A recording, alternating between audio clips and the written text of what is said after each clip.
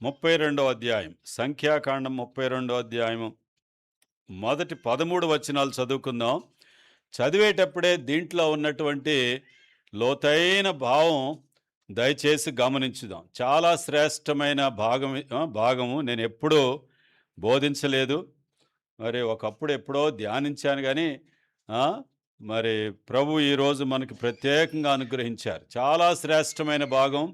మన జీవితాల్లో చాలా మార్పును తీసుకొచ్చే భాగం ఇది. అర్థమైందా? అందరూ వినండి. వాక్యం చదవండి. రండి. మార్చి చదువుకుందాం. రూబేనీయులకును, గాదీయులకును అతి చదవండి అందరూ. అతి విస్తారమైన మందలుండెను. సారీ, నాదే తప్పులేండి. మార్చి అన్నాను, మళ్ళీ మీరు చదవమని. నాకు కొన్నిసార్లు మైండ్ పనిచేయదు. ఏమనుకోవాకండి, వయసు పెరిగిపోతుంది కదా. మార్చి చదువుదాం అయితే. రైట్. రూబేనీయులకును, గాదీయులకును అతి విస్తారమైన మందలుండెను గనుక యాజేరు ప్రదేశమును, గిలాదు ప్రదేశమును మందలకు తగిన స్థలమని తెలుసుకొని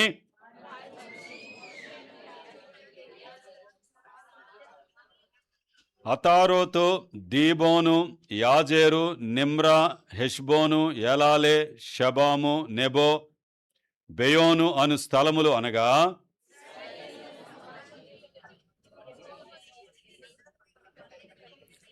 నీ సేవకులమైన మాకు మందలు కలవు. కాబట్టి మా ఎడల నీకు కటాక్షము కలిగిన ఎడల మమ్మును యోర్దాను అద్దరికి దాటింపక నీ దాసులమైన మాకు ఈ దేశమును స్వాస్థ్యముగా ఇమ్మనగా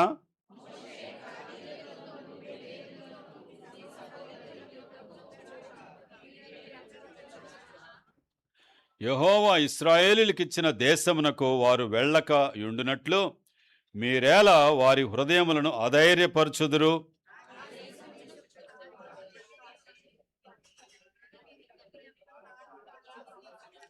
వారు ఎష్కోలు లోయలోనికి వెళ్ళి ఆ దేశమును చూచి ఇశ్రాయేలుల హృదయమును అధైర్యపరిచిరి గనుక యెహోవా తమకిచ్చిన దేశమునకు వారు వెళ్ళకపోయిరి. 20 ఏండ్లు మొదలుకొని పైప్రాయము కలిగి ఐగుప్తు దేశములో నుండి వచ్చిన మనుష్యులలో పూర్ణ మనస్సుతో యెహోవాను అనుసరించిన కెనజీయుడగు యెఫున్నె కుమారుడైన కాలేబును, నూను కుమారుడైన యెహోషువయు తప్ప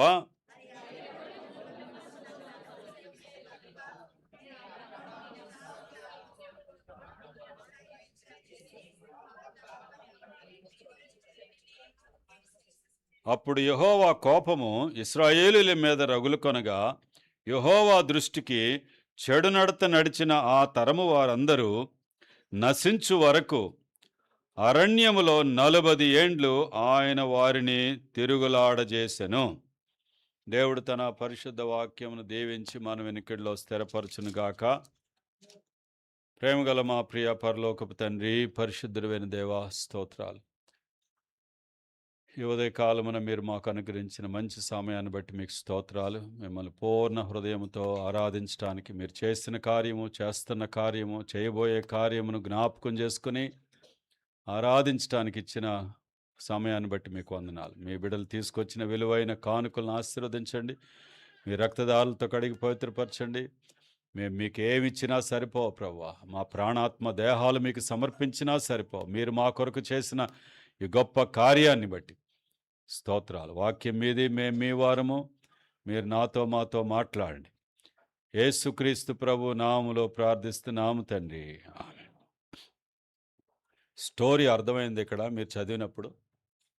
ఏం అర్థమైంది? ఇశ్రాయేల్ ప్రజలు ఎక్కడి నుంచి బయలుదేరారు? ఐగుప్తు దేశంలో నుంచి బయలుదేరారు. ఎంతమంది? 25 లక్షల మంది ఇంచుమించు. 6 లక్షల సైన్యమే ఉన్నారులేండి, కాల్బలం. ఎన్ని గోత్రాలు వాళ్ళు వీళ్ళంతా కలిపి మొత్తం? త్వరగా 12 గోత్రాల వారు. ఎన్ని సంవత్సరాలు ప్రయాణం చేశారు? చెప్పాలి. 11 రోజుల్లో ప్రయాణం చేయగలిగినటువంటి దూరం అది. ఎంత చెప్పాలి? అందరు చెప్పండి. 11 రోజుల్లో ప్రయాణం చేయగలిగినటువంటి దూరము ఎన్ని సంవత్సరాలు ప్రయాణం చేశారు? కారణం ఏంటో తెలుసా మీకు? ఇక్కడ 13వ వచనంలో ఉంది. ఇక్కడ 11 రోజుల్లో వెళ్ళవలసినటువంటి దూరం ఆ, వింటున్నారా? అర్థమవుతుందా నేను చెప్పేది? 11 రోజుల్లో చేరవలసినటువంటి గమ్యము, పొందవలసినటువంటి మహిమ, పొందవలసిన ఆశీర్వాదము పొందటానికి ఎంతకాలం పట్టింది వీళ్ళకి? కారణం ఏంటో చదువుతారా? ఇప్పుడే చదివాంగా. 13వ వచనం చదవండి. ఆ, జాగ్రత్తగా చదివేటప్పుడు మనం అందరం జ్ఞాపకం ఉంచుకోవాలి. చాలాసార్లు మన జీవితాల్లో రకరకాల కారణాలను బట్టి ఆశీర్వాదాలు లేట్ అవుతూ ఉంటాయి. దాంట్లో సందేహమే లేదు. అందరికీ ఒకటే కారణం అని కాదు, కానీ ఇది కూడా ఒక కారణం. అర్థమైందా మీకు ఇది? ఇది కూడా ఒక కారణం. ఏంటి ఆ కారణం మనం చదివితే, అప్పుడు యెహోవా కోపము ఇశ్రాయేలీయుల మీద రగులు కొనగా, యెహోవా దృష్టికి చెడు నడత నడిచిన ఆ తరము వారందరూ నశించు వరకు అరణ్యములో 40 ఏండ్లు ఆయన వారిని తిరుగులాడజేసెను. ఎంతకాలం పట్టింది? 40 సంవత్సరాలు పట్టింది. 11 రోజుల్లో వెళ్ళిపోవలసిన దూరం చెప్పండి 40 బాధగా లేదా? చెప్పండి, బాధగా లేదా? మరి కాబట్టి కారణం ఏంటో మనం గ్రహించిన వారంగా, మరి ఇవన్నీ ఎందుకు రాయబడినాయి దేవుని వాక్యంలో చెప్పండి? యుగాంతమందున మనకు జ్ఞానము కలుగుటకు, బుద్ధి కలుగుటకు, మెలకువ కలుగుటకు, జాగ్రత్త కలగటానికి దేవుని వాక్యం. ప్రియులారా, ఏంటి ఇక్కడ జరిగింది? రూబేనీయులు, గాదీయులు, మొత్తం ఎన్ని గోత్రాలు? 12 గోత్రాల్లో వీళ్ళిద్దరూ ఏం చేశారు? చివరికి యోర్దాన్ నదికి ముందు వరకు వచ్చారు. వీళ్ళు యోర్దాన్ నది దాటాలి, తర్వాత ఎరుకో గోడలు కూల్చబడాలి. అక్కడ ఎరుకో పట్టణం కానీ, లేకపోతే ఎరుకోని నాశనం చేశారు. ఇక ఆ ప్రాంతాల్లో ఉన్న కానాను ప్రాంతాన్ని స్వతంత్రించుకోవాలి, మరి పంచుకోవాలి. అర్థమైందా మీకు? ఎక్కడున్నారు వీళ్ళు? మీరు సరిగా వింటున్నారా లేదా, మీకు అర్థమవుతుందా లేదని చెక్ చేయడానికి క్వశ్చన్. ఎక్కడున్నారు వీళ్ళు? యోర్దాన్ ఇంకా దాటలా. యోర్దాన్ దాటాలి, తర్వాత ఎరుకో గోడలు కూల్చబడాలి, ఆ శత్రువులందరూ నశింపజేయబడాలి, అక్కడ కనాను ప్రాంతానికి వెళ్ళి అక్కడ స్వాస్థ్యాన్ని పంచుకోవాలి. అర్థమైందా? దేవుడిచ్చిన స్వాస్థ్యం. ఎటువంటి స్వాస్థ్యం అది? అక్కడ పాలు తేనెలు ప్రవహించు దేశము, అక్కడ ఇనుము దొరికే స్థలము, రాగి తవ్వి తీసుకోవచ్చు. మరి అంత విస్తారమైన సంపద ఉన్నటువంటి ప్రాంతం. ఇక్కడ మరి చాలామందికి ఇప్పటికీ ఈ యూట్యూబుల్లో కొట్టుకునే వాళ్ళకే అర్థం కావట్లా. ఎందుకు అక్కడ మరి అక్కడ ఉన్న వారిని పోగొట్టి వీళ్ళని తీసుకెళ్ళి అక్కడ కూర్చోబెట్టడం ఏంటి అని అంటే, భూమి దాని సంపూర్ణత, లోకము దాని నివాసులు యెహోవావి. మీ తాతది నా తాతది కాదు భూమి. చెప్పండి, భూమి ఆయనది. నరులకు ఎందుకు అప్పచెప్పాడు? పరిపాలించుకోండి, న్యాయము, నీతి, యథార్థత జరిగించుకోమని చెప్పి, ప్రేమతో ఐక్యతలతో బ్రతకమని చెప్తే ఏం చేస్తున్నారు? దౌర్జన్యాలు.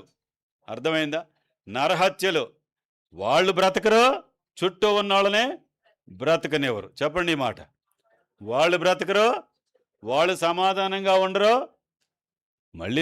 మళ్ళీ లోకంలో ఒక సామెత ఉంది, మైట్ ఈజ్ రైట్ అంట. ఏంటంట? బలము గలవాడిదే రాజ్యం అంట. చెప్పండి ఈ మాట. బలము గలవాడిది కాదు, దేవునిది రాజ్యం. బలము గలవాడిదే. నీకు బలం ఉంటే నువ్వు సంపాదించుకో, కొట్టు, చంపు అన్నట్లుగా ఉంది. వాళ్ళనైనా, నిన్నైనా, నన్నైనా, లేకపోతే ఇశ్రాయేలు ప్రజలనైనా సరే, ఎవరినైనా అప్పగించిన పనిలో నమ్మకంగా ఉండకుండా, అప్పగించిన దేశాన్ని నమ్మకంగా పరిపాలించకుండా, ఇక నాకు తిరుగులేదు, నా ఇష్టం అని పరిపాలిస్తే మాత్రం ఆయన సింహాసనములు తొలగించే దేవుడు, సింహాసనముల మీద కూర్చుండబెట్టే దేవుడు. ఎవరిని ఆయన స్పేర్ చేసేది లేదే. అర్థమైందా మీకు? కాబట్టి వాళ్ళని ఎందుకు వెళ్ళగొట్టాడు? వాళ్ళు వెళ్ళిపోయి ఇశ్రాయేలు ప్రజలు అక్కడికి వచ్చినప్పుడు చుట్టూ ఉన్న దేశాలు ఊపిరి పీల్చుకున్నాయట. అమ్మయ్యా, దుర్మార్గులు ఏమయ్యారు? నాశనం అయ్యారని. అర్థమైందా మీకు? అంటే కొత్త నిబంధనలో ఇవన్నీ ఈ పద్ధతిలో చేయమని కాదు. ఎందుకు ఆ పద్ధతులు, ఎందుకు ఆ ధర్మశాస్త్రము, కంటికి కన్ను పొంటికి పన్ను అని యేసుప్రభు వారిని అడిగితే శిష్యులు, దేవుడు మీ హృదయ కాఠిన్యాన్ని బట్టి ఆ విధంగా ఇవ్వాల్సి వచ్చింది. ఏం చెప్పండి? మీ మానవుడి యొక్క హృదయ కాఠిన్యాన్ని బట్టి ఎలిమెంటరీ టీచింగ్స్ అవన్నీ. అర్థమైందా? అయితే దేవుడు తన కృపని, దేవుడు తన ప్రేమని క్రీస్తు ద్వారా బయలుపరిచారు. అర్థమైందా మీకు? సరే, కాబట్టి ఇశ్రాయేలు ప్రజలను నడిపించుకుంటూ వస్తున్నాడు. ఎక్కడున్నారు వీళ్ళు? చెప్పాలి అందరూ.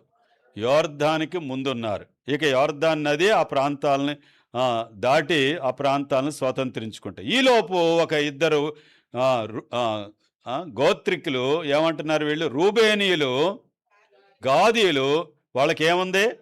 అతి విస్తారమైన మందలుండెను కనుక యాజేరు ప్రదేశమును గిలాదు ప్రదేశమును మందలకు తగిన స్థలమని తెలుసుకొని, కాబట్టి ఇక్కడ మాకు బాగా ఉంది, ఈ ప్రాంతం అంతా మేము ఇక్కడే ఉండిపోతాం, సెటిల్ అయిపోతాం, మాకు విస్తారంగా ఉంది, ఇక మేము ముందుకెళ్ళవలసిన అవసరం లేదు అన్నట్లుగా ఆగిపోయారు. వాళ్ళు ఆగిపోదామని అనుకున్నారు. 2వ వచనం, వారు వచ్చి, అందరూ చదవండి, మోషేను యాజకుడగు ఎలియాజరును సమాజ ప్రధానులతో అతారోతు, దీబోను, యాజేరు, నిమ్రా, హెష్బోను, ఎలాలే, షెబాము, నెబో, బెయోను అను స్థలములు అనగా ఇశ్రాయేలు సమాజం ఎదుట యెహోవా జయించిన దేశము, మందలకు తగిన ప్రదేశము, నీ సేవకులమైన మాకు మందలు కలవు,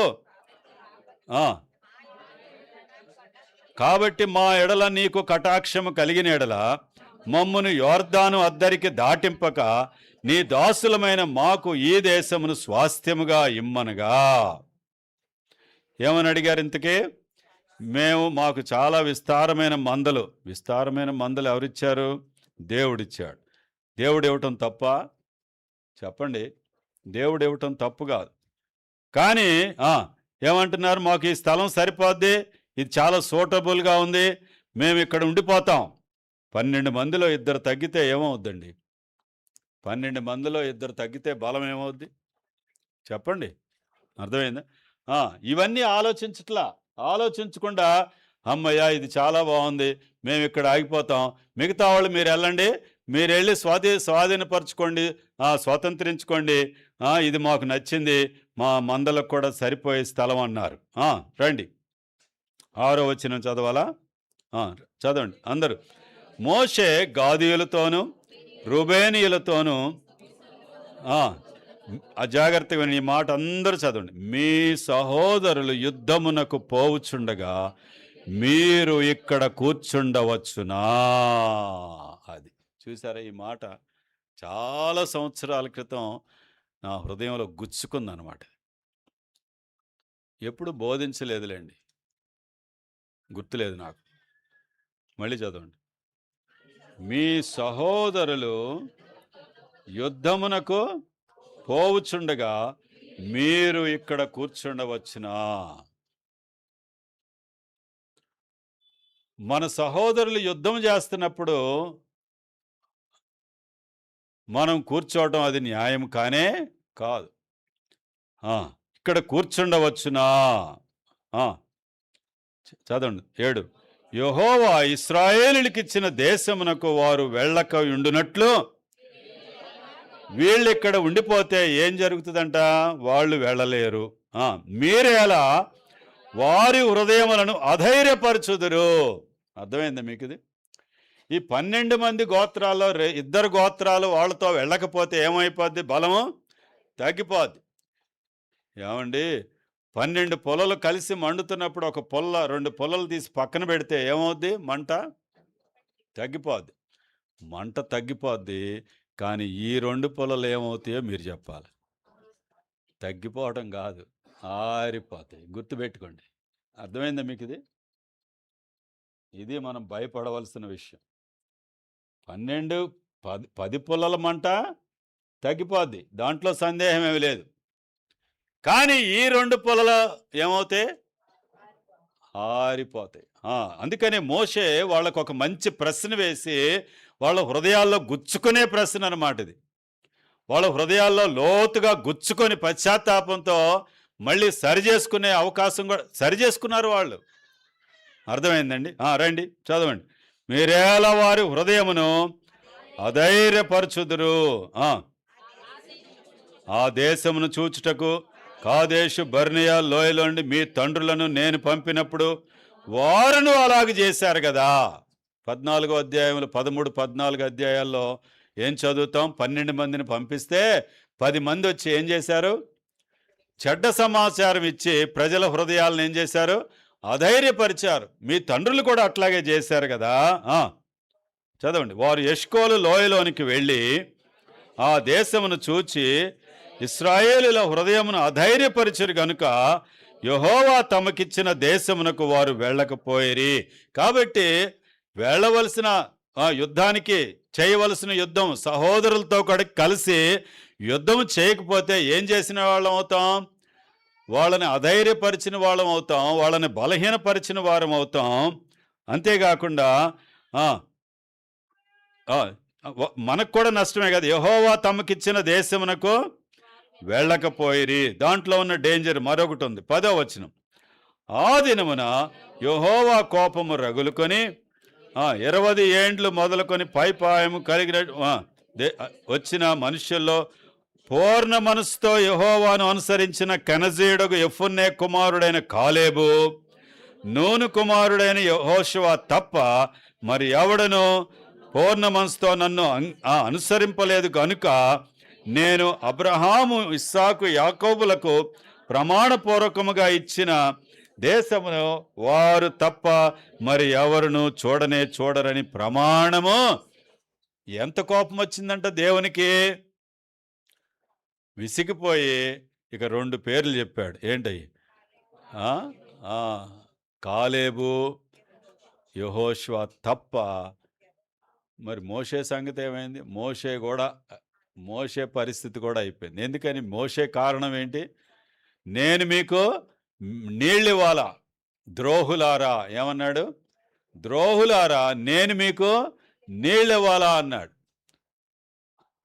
ఆయన ఇచ్చేది నీళ్లు. నేను మీకు నీళ్ళివ్వాలా అన్నప్పుడు ఇదిగో నువ్వు కూడా నా విశ్రాంతిలో నువ్వు ప్రవేశించు. సరే, మోషేకి ఆశగా ఉంది. ఆ ప్రాంతం నేను చూడాలయ్యా, కన్నులారా చూడాలంటే నువ్వు చూడనే, దూరం నుంచి చూసి నువ్వు మరణిస్తావని చెప్పారు. అయితే యేసుప్రభు వారు రూపాంతర కొండ మీద ప్రార్థన చేసుకుంటున్నప్పుడు మోషే, ఏలియాలు వచ్చి ఆయన్ని పరామర్శించినట్లుగా చూస్తున్నాం. అర్థమైందా? ఆ సమయంలో మరి కనాను దేశం చూసినట్లుగా మరి దేవుని వాక్యంలో మనకి కనపడుతుంది. రండి ఇక్కడికి. 12వ వచనం. మరి ఎవడును పూర్ణ మనసుతో నన్ను అనుసరింపలేదు గనుక ప్రమాణం. 13వ వచనం. అప్పుడు యెహోవా కోపము ఇశ్రాయేలు మీద రగులు కొనగా యెహోవా దృష్టికి చెడు నడత నడిచిన ఆ తరము వారందరూ నశించు వరకు అరణ్యములో 40 ఏండ్లు ఆయన వారిని తిరుగులాడు. ఎంతకాలం పట్టింది? 40 ఏండ్లు. 11 రోజుల్లో దాటవలసింది, వెళ్ళిపోవలసింది. 11 రోజులు యోర్దాను దాటడానికి కాదు, అసలు ఐగుప్తు నుంచి కానాను ప్రాంతానికే 11 రోజులు. అర్థమైందా మీకు? కానీ ఎంతకాలం తిప్పవలసి వచ్చింది? చూసారా ఎంత డేంజరో? మన నిర్లక్ష్యము, మన అశ్రద్ధ ఎంతవరకు దారితీస్తుందో. చాలా గొప్ప పాఠం ఉంది దీంట్లో. రండి 14వ వచనం. ఇప్పుడు ఇశ్రాయేలీయుల ఎడల యెహోవాకు కోపము మరి ఎక్కువగా పుట్టించినట్లుగా, చదవండి, ఆ పాపుల సంతానమైన మీరు మీ తండ్రులకు ప్రతిగా బయలుదేరి ఉన్నారు. 15వ వచనం. మీరు ఆయనను అనుసరింపక వెనుకకు మళ్ళిన ఎడలా. చూడండి, మోషే హెచ్చరికిస్తున్నాడు. ఫైనల్ అల్టిమేటం అన్నమాట. ఎంత ధైర్యంగా సరిచేస్తున్నాడు వాళ్ళని. అర్థమైందా? మళ్ళిన ఎడల ఆయన ఈ అరణ్యములో జనులను ఇంకా నిలవ చేయును. అదిగో చూడండి, వాక్యంలో చూడండి, వాక్యంలో చూసి చదవండి. ఏమవుద్ది? కార్యం ఏమవుద్ది? ఇంకా డిలే అయిపోద్ది. అది కార్యాలు ఏమవుతాయి? ఇంకా డిలే అవుతాయి. ఇంకా నిలువ చేయను, ఇంకా నిలువ చేయను. అట్లా చేయబాకండని వాళ్ళని బతిమలాడుకుంటున్నాడు, వాళ్ళని హెచ్చరిస్తున్నాడు. ఇట్లా చేయబాకండి. ఆ, ఆ? అట్లు మీరు ఈ సర్వజనమును నశింపజేసేదరు. ఇంకా దేవుని కోపం తెచ్చి ఏం చేస్తారు? మొత్తానికి అందరినీ నశింపజేస్తారు. 16వ వచనం ఇక్కడ చూడండి, వాళ్ళ నిర్ణయం ఇప్పుడు. ఇంత ఇంత మాట అంటావా నన్ను, మమ్మల్ని అని పొట్లాడారా మోషే మీద? మోషే మీద పొట్లాడలా. ఇది సరి చేసుకునే స్వభావం, ఇది సరయ్యే స్వభావం. అందుకు వారు అతని యొద్దకు వచ్చి, వేరే వాళ్ళైతే ఏం చేస్తారు? వేరే వాళ్ళైతే ఏం చేస్తారు చెప్పండి? ఇంత మాట అంటావు మమ్మల్ని, ఎవరు రండి అన్నట్లుగా అందరినీ పిలిచి మోషేకి విరోధంగా పోరాడారా, యుద్ధాలు చేశారా? చేయలేదండి. చదవండి. అందుకు వారు అతని యొద్దకు వచ్చి, మేము ఇక్కడ మా మందల కొరకు దొడ్లను, మా పిల్లల కొరకు పురములను కట్టుకొందుము. బాగానే ఉంది, అర్థమైందా మీకు? వద్దంట్లా మోషే. కట్టుకొందుము, ఇశ్రాయేలీలను వారి వారి స్థలములకు చేర్చు వరకు. అబ్బా, ఎంత మంచి కమిట్మెంటో చూడండి. వారి వారి స్థలములకు చేర్చు వరకు మేము వారి ముందర ఎక్కడ నడుస్తాం? మోషే చెప్పిన మాటకి మనం అంటాం హర్ట్ అయిపోయాం అంటాం. ఏమంటాం? ఏదైనా నాతో వచ్చిన మరి ఏం కాలం, లేకపోతే నాకు స్వభావం ఏంటో తెలియదు, కానీ రోషం వచ్చినప్పుడు పరిశుద్ధాత్మ శక్తితో కొన్ని మాటలు పలుకుతూ ఉంటాను. అది ఎవరిని దృష్టి పెట్టుకొని పలకం, కానీ కరెక్ట్గా వాళ్ళు ఆ రోజు అదే పని చేసి ఉంటారు. మనకేం తెలుసు అదంతా? ఖచ్చితంగా ఎవరో చెప్పారు ఈయనకి, కాబట్టే నన్ను ఇట్లా అన్నాడు అనుకుంటా. అర్థమైందా? ఈ మధ్యలో నాజీరు చేయబడుట దాని గురించి చెప్పుకుంటున్నాం. నాజీరు చేయబడుట దాని గురించి చెప్పుకుంటున్నాం. నాజీరు చేయబడిన వారు నాయకులు, సేవకులు, లేకపోతే ప్రత్యేకించబడిన వారు, దేవునికి ప్రతిష్ఠించుకున్న వారు ఎట్లా ఉండాలో అవన్నీ విస్తారంగా చెప్పుకుంటున్నాం. దాంట్లోనే కొన్ని మాటలు పలుకుతూ ఉంటాం. ఖచ్చితంగా ఆ రోజు మీరు అదే పని చేస్తుంటే నాకేం తెలుసు? నేను నాజీరు చేయబడిన వారు ఎట్లా ఉండాలో చెప్పుకుంటాను. అర్థమైందా? ఏమో ఎవరు ఏమనుకున్నా నాకు మాత్రం, నేను మాత్రం ఇక్కడ నుంచొని దేవుడు పలకమన్న మాటలు పలికేసి ఈ కొద్ది జీవితం ముగించుకొని వెళ్ళిపోవడమే నాది. ఇక వేరేదే లేదు. అర్థమైందా? రండిక వారి ముందు యుద్ధమునకు సిద్ధపడి. అసలు వాళ్ళ కమిట్మెంట్ చూడండి. వాళ్ళు నిజమే స్నేహితుడు మేలు కోరి, చెప్పండి అందరూ, స్నేహితుడు మేలు కోరి మోషే ఏం చేశాడు? వాళ్ళకి గాయం చేశాడు. దేనికోసం చేశాడు? మేలు కోరి, వాళ్ళ మేలు, ముందు వెళ్ళవలసిన వాళ్ళు ఆ 10 మంది గోత్రాల కొరకు వీళ్ళకి గాయం చేశాడు. గాయం చేస్తే వీళ్ళు ఏమన్నారు? గిలగల కొట్టుకున్నారా? చెప్పండి, రండి. ఏమంటున్నారు వీళ్ళు? అందరు చదవండి. 17 మళ్ళీ చదవండి. ఇశ్రాయేలీయులను వారి వారి స్థలములకు చేర్చు వరకు మేము వారి ముందర యుద్ధమునకు సిద్ధపడి సాగుదము. అయితే మా పిల్లలు ఈ దేశ నివాసుల భయం చేత ప్రాకారములు గల పొరములలో నివసింపవలను. ఏదో ఒక కోరుకున్నారు వాళ్ళు. సరే, దానికేమీ మోషే కాదనలా. అర్థమైందా? రైట్. ఇశ్రాయేలీలలో ప్రతివాడును తన తన స్వాస్థ్యము పొందు వరకు మా ఇండ్లకు తిరిగి రాము. చాలా మోషే, ఇంకేం కావాలి? అర్థమైందా మీకు? ఇది ప్రతి వాళ్ళు ఈ ప్రయాణం ముగిసే వరకు, ప్రతి వాళ్ళు వారి వారి స్థలమునకు వెళ్ళి సెటిల్ అయ్యే వరకు మేము మళ్ళీ వెనక్కి తిరిగి, ఇంత మాట అన్నావు మమ్మల్ని అని రోషము కలిగి వారు తిరిగి. అర్థమైందా మీకు? మళ్ళీ చదవండి ఆ పై మాట, 6వ వచనం ఒకసారి అందరం చదువుదాం. మీ సహోదరులు యుద్ధమునకు పోవుచుండగా మీరు ఇక్కడ కూర్చుండవచ్చునా? అందరు చదవండి మళ్ళీ.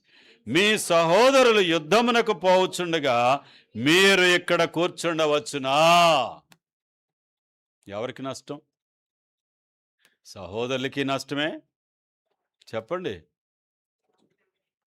ఇక్కడ కూర్చున్న వారికే నష్టమే. అర్థమైందా మీకు? రెండవ రాజుల గ్రంథము 7వ అధ్యాయంలో చూస్తే ఒక సందర్భం జస్ట్ మీకు చూపించేసి 3 విషయాలు మనం ధ్యానించుకొని ముందుకెళ్దాం రండి.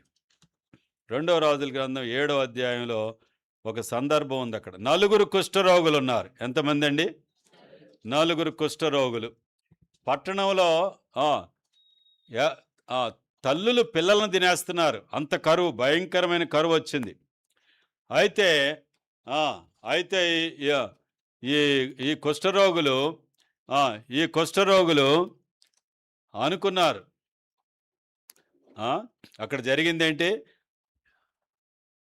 అశ్షూరీయులు వచ్చి ముట్టడి వేశారు షోమ్రోను పట్టణం చుట్టూ.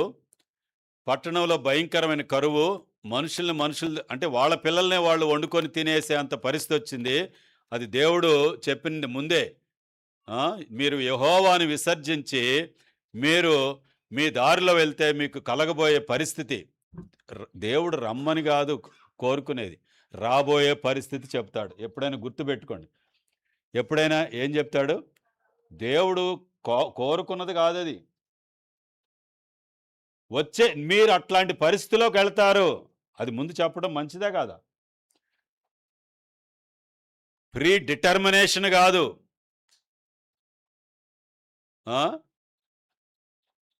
ఫోర్ నాలెడ్జ్ అంటారు దీన్ని. చెప్పండి ఈ మాట. Four knowledge. దేవుడు ముందే తెలిసి హెచ్చరిస్తున్నాడు. మీరు వెళితే అట్లా అయిపోదురుగాక, నాశనం శాపం కాదు ఇది, హెచ్చరిక. చెప్పండి ఈ మాట, హెచ్చరిక. కాబట్టి సరే, ఆ విధంగా కరువు అనుభవిస్తున్నారు వాళ్ళు. బయట 4 కుష్ఠరోగులు ఉన్నారు. వీళ్ళు అనుకుంటున్నారు, ఒరే కడుపు మాడిపోతుంది, ఏం చేద్దాం? పట్టణంలోకి వెళ్దామా? ఫుడ్ లేదు, చచ్చిపోతాం. ఈ బయట సైన్యం దగ్గరికి వెళ్దామా? వాళ్ళు చంపేస్తారు, చచ్చిపోతాం. ఇక్కడ ఉందామా? చెప్పండి, ఇక్కడ కూడా ఆకలితో చచ్చిపోతాం. చెప్పండి, నోటితో జరిగేదేంటి? 3 మరణాలే. ఈ మాట నాకు జ్ఞాపకం వచ్చినప్పుడు ఇందాక కూడా జోసెఫ్ చెప్పాడు, ఏదో ఒక రోజు మనం అందరం ఇక్కడ ఉండం. అదేమన్నా అపశకనం అంటారు అది? కానీ ఫ్యాక్ట్ అన్నమాట, సత్యం. కొన్ని సంవత్సరాల తర్వాత మనం ఎవరం ఇక్కడ ఉండకపోవచ్చు, అవునా కదా? మన పిల్లలు ఉంటారు, మన పిల్లలు ప్రభు రాకడ ఆలస్యం అయితే అప్పుడు జరగబోయే చెప్పాడు, అవునా కదా? సరే, ఎక్కడ ఏమండి, తిన్నా చచ్చిపోతాం, తినకపోయినా చచ్చిపోతాం. కాబట్టి 3 రకాలు. ఎక్కడికి వెళ్ళినా చాలాసార్లు మేము నార్త్ ఇండియాకి వెళ్ళేటప్పుడు మాకు దేవుడిచ్చే కృప ఏంటో తెలుసా? చంపేస్తే చచ్చిపోదాం, కొడితే కొట్టించుకుందాం, జైల్లో పెడితే. నార్త్ ఇండియా వాళ్ళకి జైలు అంటే ఏముంది బ్రదర్, ఇంకోసారి వెళ్ళొద్దాంలే అంటున్నారు వాళ్ళు. మనకు పోలీసులు చూస్తేనే భయం, ఆ కాకి బట్టలు చూస్తేనే భయం. నిజమే, లాని మరి వక్రీభవించి వాళ్ళు స్వార్థానికి వాడుకుంటున్నారు చాలామంది. అందుకనే మన వాళ్ళు కూడా లా చదువుతున్నారు ఎక్కువ మంది. దేవునికే మహిమ కలుగును గాక. ప్రతి వాళ్ళు నల్ల కోట వేసుకోవడం, ఏదో కేసు పెట్టడం దేవుని బిడ్డల మీద.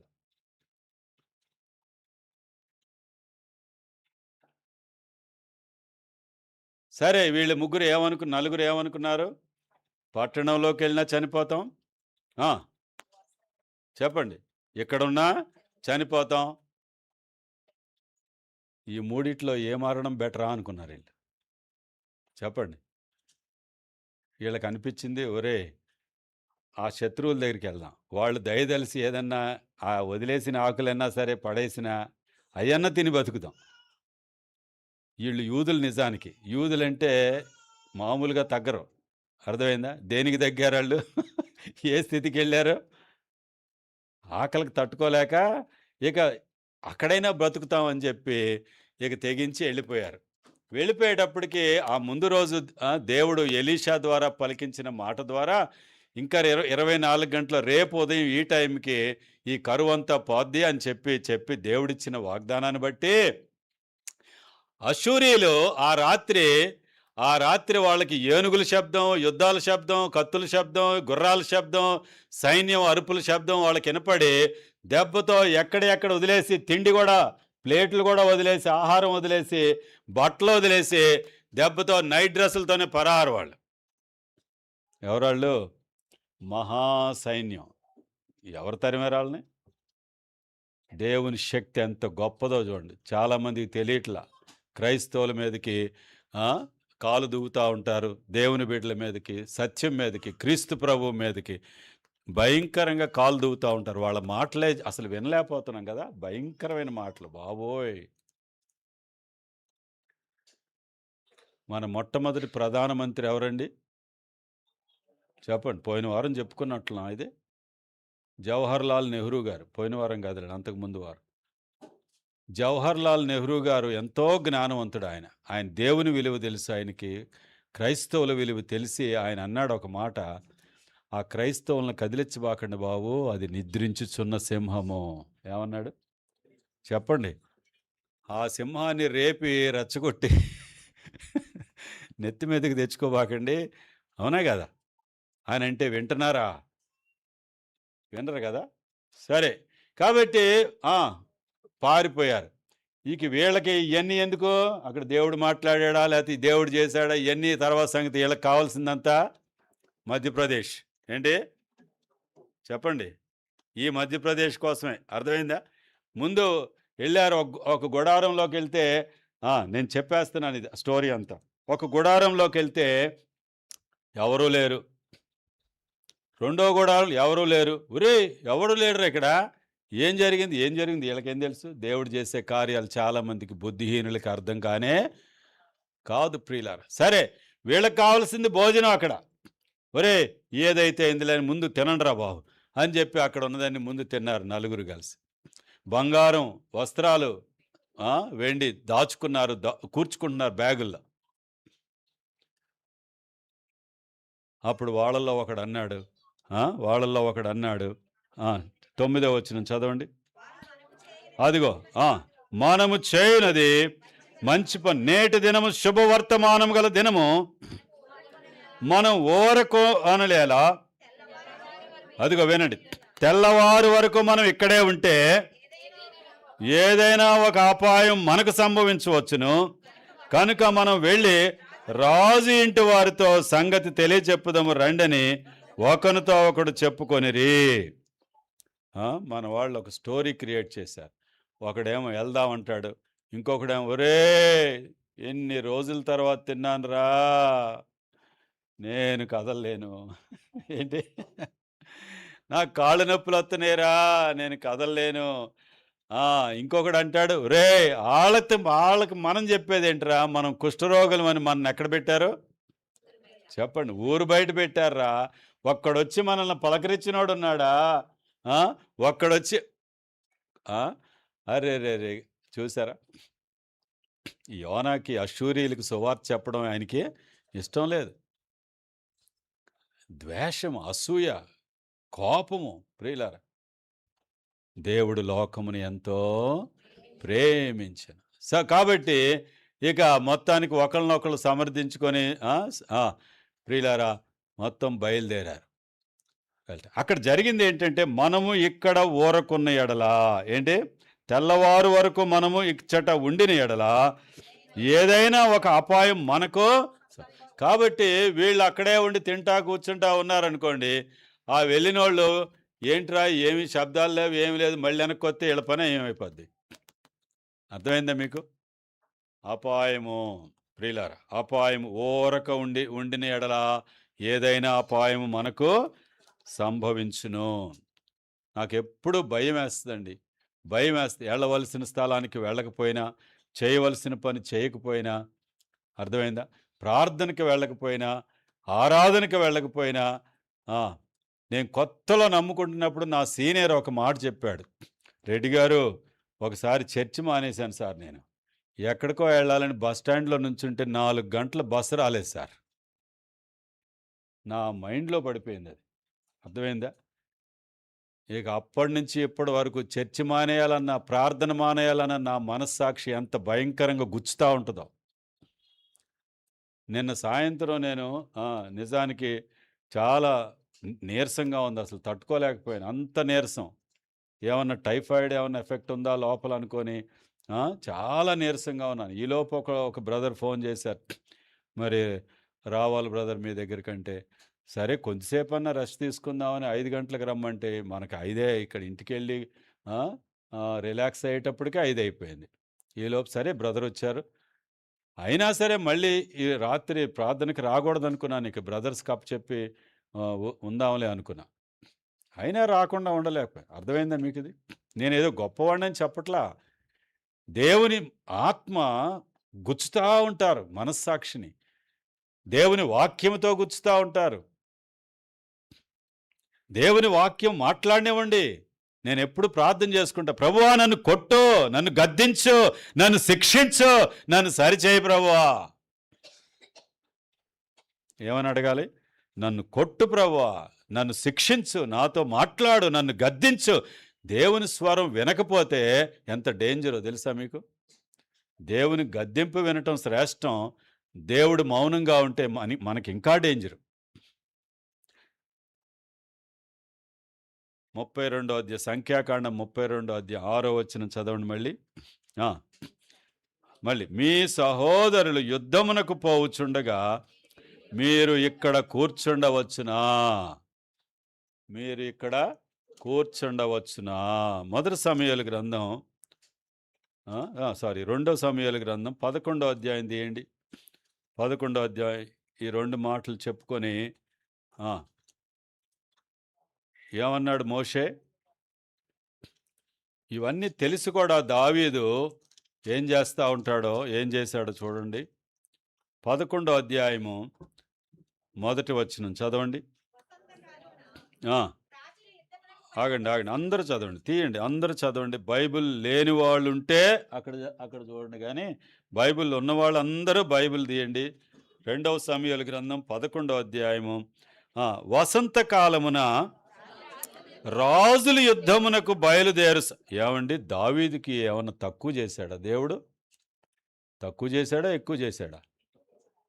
ఎక్కువైపోయింది. ఇంతకీ తక్కువై కాదు ఈ బాధ. ఏంటి? ఎక్కువైపోయింది. వసంతకాలమున రాజులు యుద్ధమునకు బయలుదేరు సమయమున ఎవరు బయలుదేరాలి యుద్ధానికి? అక్కడ చదవండి. రాజులు యుద్ధమునకు అంటే ఎవరు బయలుదేరాలి? ఎవరా రాజు? దావీదు రాజు. అర్థమైందా?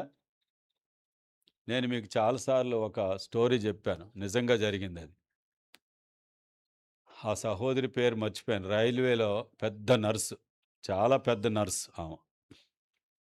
వాళ్ళ కొడుకు విజయ్ 10వ తరగతి చదువుతున్నాడు. డిసెంబర్ 31వ తారీఖు రాత్రి 10 అయింది. డ్యూటీ చేసి వచ్చింది సహోదరి. అలిసిపోయి పడుకుంది. ఏంటండి?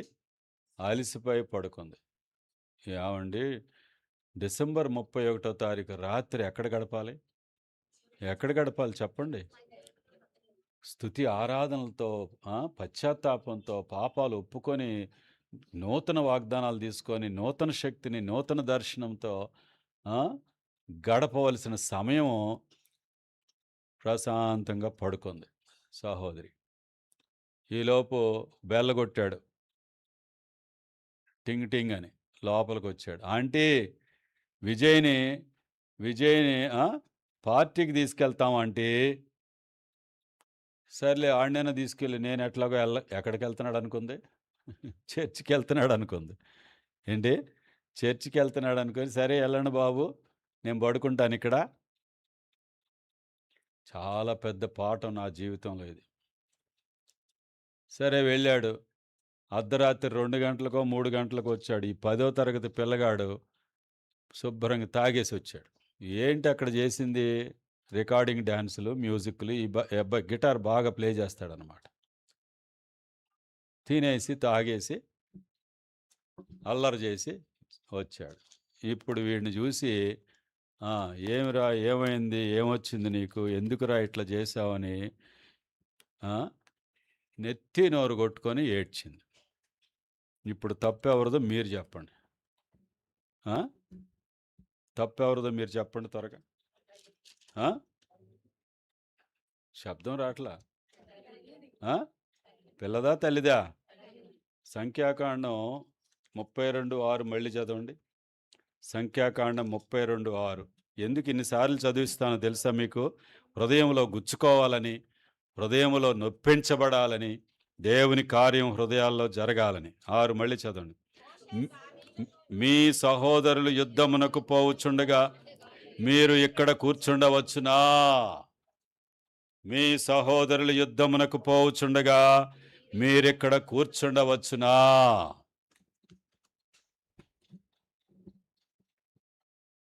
అర్థమైందా? నాకెప్పుడు భయం వేస్తుంది. వద్దు ప్రభువా. చివరికి నా కోరిక ఏంటో తెలుసా? వెళ్ళి మందిరంలో ప్రాణం పోయేటప్పుడు కూడా ప్రాణం కూడా మందిరంలోనే పోతేనే బెటర్ అనిపిస్తుంది. నిజం. ఈరోజు ఉదయం మందిరానికి రాగానే 9 గంటలకే రాగానే, ప్రభువా ఈ మందిరం ఎంత మంచి నీ కృపయ్య, ప్రపంచంలో ఎంతమందికి ఈ కృప లేదు, అవునా కాదు? వచ్చి ఇక్కడికి నిన్ను స్తుతించే భాగ్యం, ఇంత మంచి వాతావరణం, చల్లటి వాతావరణం చూస్తుంటే ప్రభువుని స్తుతించకుండా ఉండలేకపోయాను నేను. ఎంత గొప్ప కృపయ ఇది మీది. నిన్న ఒక ఆయన సౌదీ అరేబియాలో వచ్చిన సహోదరుడు చెప్తున్నాడు, వారానికి వాళ్ళు శుక్రవారం పెట్టుకోవాలి ఆరాధన, ఆదివారం సెలవు ఉండదు కాబట్టి శుక్రవారం, ఒక్కొక్క శుక్రవారం ఒక్కొక్కళ్ళ ఇంట్లో ఆరాధన. అది పిల్లిలాగా ఏం చేస్తారు? పిల్లలన్నీ పట్టుకొని ఒక్కొక్క ఇంటికి తీసుకెళ్ళినట్లు ఒక్కొక్క చోట. ఇక వాళ్ళకి వేరే దారి లేదు. ఎక్కడో కాదు, నేను భోపాల్ వెళ్తే కృపా వాళ్ళు కూడా అదే అంటున్నారు, ఇక్కడ స్థిరమైన స్థలం లేదు, మరి ఒక్కొక్కళ్ళ ఇంట్లో ఒక్కొక్క రోజు ఆరాధన పెట్టుకోవాల్సి వస్తుంది అని చెప్పి అన్నారు. అప్పుడు నేను కూడా అన్నాలే, ఏదన్నా మంచి మీకు ఫిక్స్డ్గా ప్లేస్ ఉంటే బాగుంటుంది అని ఆ బ్రదర్స్తో కూడా మాట్లాడినప్పుడు ఒక గుడ్ న్యూస్ వినిపించారు. దేవునికే మహిమ కలుగు, మంచి హాల్ దొరికిందంట, ప్రభువుకే మహిమ కలుగును కాక. సరే, కాబట్టి ఎక్కడున్నాం? ఎక్కడండి? మీ సహోదరులు యుద్ధమునకు పోవచ్చుండగా మీరు ఇక్కడ కూర్చుండవచ్చునా? కూర్చోవడం కాదు, ఈ అయ్యగారు ఏం చేస్తున్నాడు చూడండి. వసంతకాలమున రాజుల యుద్ధమునకు బయలుదేరు సమయమున, 2 సమయాలు 11:1. దావీదు యోవాబును అతని వారిని ఇశ్రాయేల్ అందరినీ పంపగా, యోవాబు నువ్వు వెళ్ళాలి, అభిషేక్ నువ్వు వెళ్ళాలి, సైన్యాధిపతులు ఇట్లా చేయాలి అట్లా చేయాలి, మంచి ప్లాన్ ఇచ్చాడు. వాళ్ళందరినీ రెడీ చేసి పంపించాడు. అసలు ముందు నడవలసింది ఎవరు? రాజు, దావీదు రాజు. ఏం తక్కువ చేశాడు దావీదు రాజుకి దేవుడు? ఏమి తక్కువ చేశాడు? నలుదిల్సులా నెమ్మది కలుగు చేశాడు. 7:1 చదవండి అక్కడే. 2 సమయాలు 7:1. యెహోవా నలుదిక్కుల అతని శత్రువుల మీద అతనికి విజయమిచ్చి, చాలు అతనికి నెమ్మది. ఏం తక్కువ చేశాడు దేవుడు? ఏం తక్కువ చేశాడు? కుంచినపల్లిలో ఒక స్టూడెంట్ ఎంత ఆసక్తిగా వచ్చేవాడు, మారు మనసు పొంది ఎంత ఆసక్తిగా ఉండేవాడు, రావటం మానేశాడు. అర్థమైందా? పలానా తమ్ముడు రావట్లేదు అని ఈ సహోదరుడు వెళ్ళాడు అక్కడికి. అప్పుడు వెళ్ళి ఒక మాట అడిగాడు, నాయనా ఇంక పేర్లు ఎందుకులేండి మీకు, నాయనా నువ్వు మందిరానికి రావట్లేదు, నీ సమస్య ఏంటంటే, నిజంగా చెప్పమంటావా? చెప్పు, ఏ సమస్య లేకపోవటమే నా సమస్య అన్నాడంట. చెప్పండి సరిగా ఏంటి, నోటితో చెప్పండి. ఇది స్టోరీ. మన సమస్య అంతా ఏంటి చెప్పండి? ఏ సమస్య లేకపోవడమే. ఏదో ఒక ముళ్ళుంటే పరిగెత్తుకొని వచ్చి ఏడుస్తాం మందిరంలో, ముళ్ళులన్నీ తీసివేసి నలుదిక్కులా నెమ్మది కలుగు చేసి సమాధానం కలుగు చేస్తున్న దేవుడు రాజుగారికి, ఈ రాజుగారు ఏం చేస్తున్నాడు? నేను ముగించేస్తానులేండి, మీరు భయపడబాకండి. రండి. అప్పుడు అందరినీ రెడీ చేసి పంపించాడు. 2వ వచనం చదవండి. ఇప్పుడు స్టోరీ అంతా మనకు అర్థమైపోద్ది. ఒకానొక దినమున పొద్దుగుంకు వేళ దావీదు పడక మీద, ఇందాక కూర్చుండకూడదు అని అంటే కూర్చుంటాం కాదు, ఏం చేశాడు? పడుకున్నాడు. రోజంతా యుద్ధం చేయవలసిన వాడు. ప్రియులారా, మీరందరూ ప్రోత్సహిస్తే full day prayer, full night prayer, half night ప్రేయర్లు, ప్రార్థనలు పెట్టుకుందాం. రండి. మనం పెట్టుకున్న ప్రార్థనలు సరిపోట్లా. ఆ శుక్రవారం 4 గంటలు ఏది సరిపోవట్లేదు అసలు. శనివారం అది 2 గంటలే, అది అసలే సరిపోవట్లేదు. ఎప్పుడు ప్రార్థన చేస్తారు? ఒక్కొక్కళ్ళు మీ హృదయాలను ఎప్పుడు కుమ్మరించుకుంటారు? ఏదో లిస్టులు చదివి ప్రార్థన చేస్తూ ఉంటే సరిపోద్దా? ఒక్కొక్కళ్ళు విజ్ఞాపన చేయాలి, ఒక్కొక్కళ్ళు మొర్ర పెట్టాలి. ప్రభువా, ఇదిగో నా సమస్య, నువ్వు తప్ప నాకు దారి లేదు ప్రభువా అని మొరపెట్టే సమయం ఏది?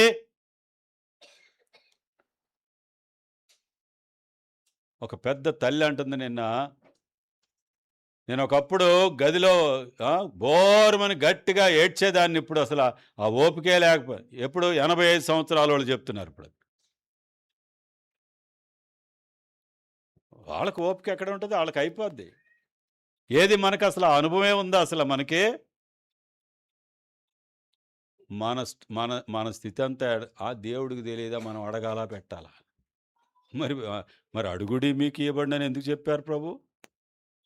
చెప్పండి. ఒక్క రాత్రిలో నీ సమస్య తీర్చే దేవుడు అవకాశాలు ఉన్నాయి, తెలుసా మీకు? ఒక్క రాత్రిలో నీ సమస్య పోయే అవకాశాలు కూడా ఉన్నాయి. అట్లాంటి దేవుడు మనకున్నాడు. ఒక్క మాట సెలవిస్తే చాలు. ఏమన్నా? నువ్వు ఒక్క మాట, శతాధిపతి ఏమన్నాడు? నువ్వు ఒక్క మాట చెప్తే చాలయ్యా అని. ఒక్క మాట కోసమే అంతే, అయిపోయింది దెబ్బతో. పడుకున్నాడు, రోజంతా పడుకున్నాడు. పొద్దుగుంకు వేళ పడక మీద నుండి లేచి, ఏంటి, రాజనగరి మిద్దె మీద నడుచుచు. ఏమండి, మీరు కోటలు చూసారా లేదో? చూడని వాళ్ళు ఉంటారేమో అక్కడక్కడ, ఒకళ్ళిద్దరు, చాలామంది చూస్తారు కదా కోటలు. మొన్న ఝాన్సీలో ఒక కోట మీదకి వెళ్తే, ఆ కోట ఆ పైన గోడ మీదకి వెళ్తే అటు పక్క చూస్తే ఇళ్ళన్నీ కనపడుతున్నాయి. ఓహో, దావీదు గారి స్టోరీ ఇదనుకుంటా అనుకున్నా. ఏంటి, కోట మీదకి వెళ్తే పక్కన ఊరంతా కనపడుతుంది చిన్న చిన్నగా. అర్థమైందా మీకు? ఆ ఇళ్ళన్నీ కనపడుతున్నాయి. సరే, మిద్దె మీదకి వెళ్ళి ఏం చేశాడు? పైనుండి చూచుచుండగా స్నానము చేయి ఒక స్త్రీ కనపడెను. సైతానికి తెలిసి ఎవరిని ఎట్లా పడగొట్టాలి. అర్థమైంది? ఎవరు ఎక్కడ వీకో వాడికి తెలుసు. అయిపోయింది, ఇంకేముంది?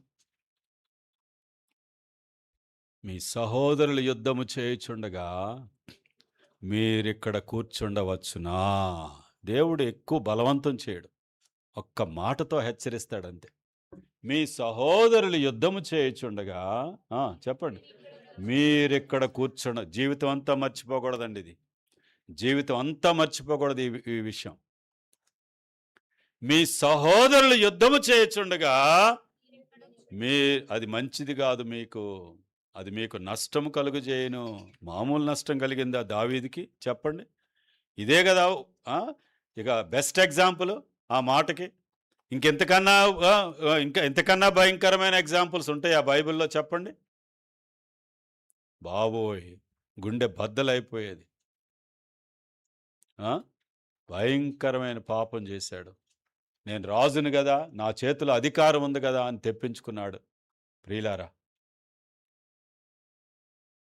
చేసిన పాపాన్ని కప్పుకోవడానికి మళ్ళీ అతిక్రమలు దాచిపెట్టువాడు. ఎవరు రాశారు ఈ మాట? ఆయనే. అతిక్రమలు దాచిపెట్టువాడు వర్ధిల్లడు, వాటిని ఒప్పుకొని విడిచిపెట్టువాడు కనికరం పొందును. అర్థమైందా? కుమారుడు రాశాడు. కాబట్టి మళ్ళీ దాన్ని కప్పుకోవడానికి ఏం చేశాడు? ఎంత ప్లాన్ చేశాడో. చాలామందికి అర్థం కాదు. ఇదేంటి దావీదేనా? దావీదేనా? దావీదే.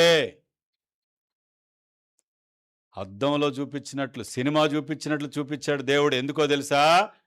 వద్దు, వద్దు ఆ మార్గాల్లో వద్దు. ఆ శోధన కాకపోతే ఇంకో శోధన, ఇంకొక శోధన. రకరకాల శోధనలొస్తాయి. కొంతమంది డబ్బులో వీక్. ఆ డబ్బుతో ఏదో వ్యాపారాలనో లేతే ఆళ్ళొచ్చి, ఈళ్ళొచ్చి దీంట్లో పెట్టుబడి పెట్టు, దీంట్లో పెట్టుబడి పెట్టు. ఇంతొచ్చేస్తది, అంతొచ్చేస్తది. 2,00,00,000 నష్టపోయాడు ఒకాయన. కోట్లు, కోట్లు. ఏదో ఒక శోధనొస్తది. ఇందాక చెప్పాం అసల ఆహ్, ఆ! ఇందాక అక్కడ చదువుకున్నాం గదా! ఏమో! అసలు మన కార్యము లేట్ అవ్వచ్చేమో! ఆసక్తి లేకపోవటం. ఏంటిది? మీ సహోదరులు యుద్ధము చేయుచుండగా ఆ! మీరు ఇక్కడ పండుకొనుట మంచిది కాదు. ఏంటి చెప్పండి? మేము పండుకోవాలండి కూర్చుంటాం అంటే కూర్చోవడం మంచిదా? కాదు. ప్రియులారా, తన భర్తను చంపించాడు. ఎంత ప్లాన్ చేశాడో ప్రియులారా. ప్లాన్ కాదు, ప్లాట్. ఏమంటారు? భర్తను చంపించాడు. సంవత్సరం దాచుకున్నాడు. సంవత్సరం పాపం దాచుకున్న ఆ! గర్భంలో ఉన్న పిల్లోడు దాగడుగా. అర్థమైందా? ఆ! అయ్యయ్యయ్యయ్యయ్యో! ఎంత భయంకరం. దీనంతటికీ ఉన్న కారణం ఏంటి చెప్పండి మీరు? దీనంతటికి ఎంత భయంకరమైన పాపం, ఎంత భయంకరమైన పాపం భర్తను చంపించటం, ఇంటెన్షనల్‌గా ఒక వ్యక్తిని చంపించటం. ఆ వ్యక్తి వలన నలుగురు తన ఇంట్లో నలుగురు చనిపోయారు. నీ ఇంట్లో సదాకాలము యుద్ధములే. ఏం చెప్పాడు దేవుడు? నీ ఇంటిలో సదాకాలము యుద్ధములే. ఇవన్నిటికి కారణం ఒకటే ఒకటి, మీరు చెప్పండిప్పుడు. మీ సహోదరులు యుద్ధము చేయుచుండగా మీరిక్కడ కూర్చుండుట మంచిది కాదు. ఏంటది జరిగిన పొరపాటక్కడ? యుద్ధము జరుగుతుంటే ఇంట్లో పడుకున్నాడు. అర్థమైందా?